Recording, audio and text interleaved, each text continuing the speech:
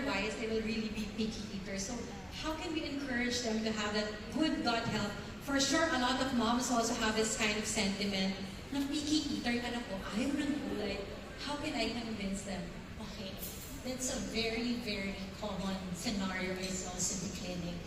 Okay, number one is your child will eat the food whatever you offer them. You don't expect your child to ask for adobo. You don't expect your child to say, Mommy, please cook me afritada caldereta. Hindi pa naman nila alam yon, di ba?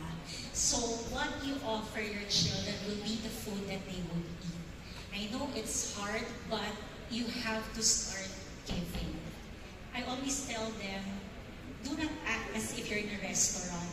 Na pag may niluto kayo, the child will not eat that at sasabihin niya hotdog, and you would be very itching to cook that, di ba? Hindi man tayo na, anong order mo anak? So you have to really tell them to eat what's on the table.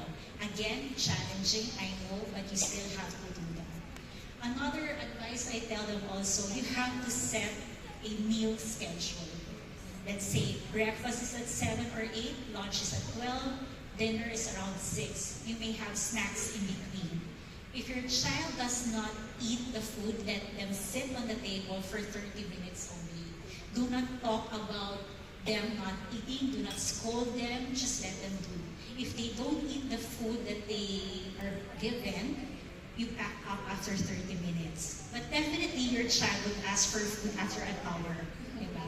But do not give that. You have to tell them, oops, lunch is done. You have to eat. If you're hungry, you have to eat around merienda time because that's your fixed schedule. Okay? Yes, because what they do, they manipulate, di ba, mommy, di ba?